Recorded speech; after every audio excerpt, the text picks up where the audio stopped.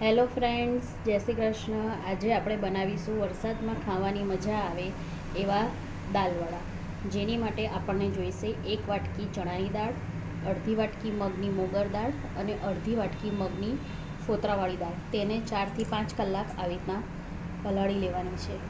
4 થી 5 કલાક આપણે દાળને પલાળી દીધા પછી આપણે જ્યારે એને ધોઈએ તો આવી રીતના મગની ફોતરાવાળી દાળના ફોતા નીકળે, એને આપણે ફેંકી નથી દેવાના, એને આપણે અંદર ઉમેરીને જ વાટવાના છે. આપણે હવે ફોતરાવાળી દાળ, મગની દાળ અને ચણાની દાળ આવી રીતના મિક્સરમાં સરખી 4-5 કલાક પલાળી ધોઈને એને ક્રશ કરી લેવાની છે. ક્રશ કરીએ ત્યારે આવી રીતના પાણી વગર ક્રશ કરવાનું છે. પછી આવું અધકચરું થાય, આપણને એવું લાગે કે ક્રશ નથી થતું, તો આવી રીતના 2 ચમચી જ પાણી નાખવાનું છે. બહુ પાણીનો ઉપયોગ કરવાનો નથી. આપણે બધી દાળ સરસ ક્રશ કરી લીધી, તો આવું રફ ટેક્સચર રહે એવી રીતના ક્રશ કરવાનું, થોડું કકરું રાખવાનું અને આટલું જાડું રાખવાનું. તમે જેટલું પાણી વધારે લેશો પીસવામાં, એટલું ભજીયામાં તેલ ભરાશે અને ક્રિસ્પી નહીં લાગે. આવું લેવાનું, આટલું જાડું રાખવાનું. હજી આપણે મસાલા કરીશું એટલે થોડું પાણી છૂટશે, એટલે આટલું જાડું, આ કન્સિસ્ટન્સી બરાબર છે એની. આપણે એમાં મસાલા કરીશું. એમાં આપણે નાખીશું મીઠું,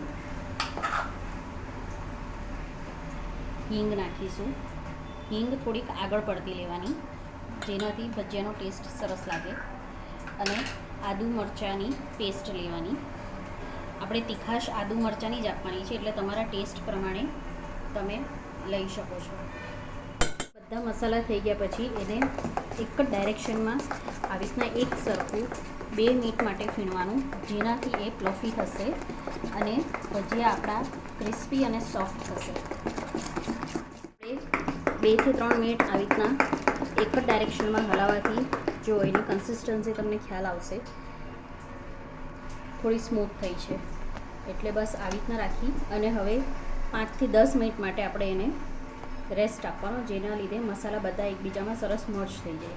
હવે 5 થી 10 મિનિટ રેસ્ટ આપ્યા પછી આપણું ખીરું તૈયાર છે. હવે એના આપણે વડા ઉતારીશું.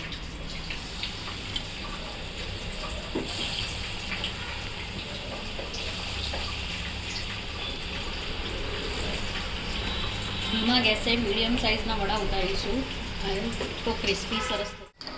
જો આપણા દાલવડા સરસ ફૂલ્યા બી છે અને ક્રિસ્પી બી થશે. થોડા ઘાટા કરવાના, થોડા ડાર્ક કરીશું તો ખાવામાં મજા આવશે.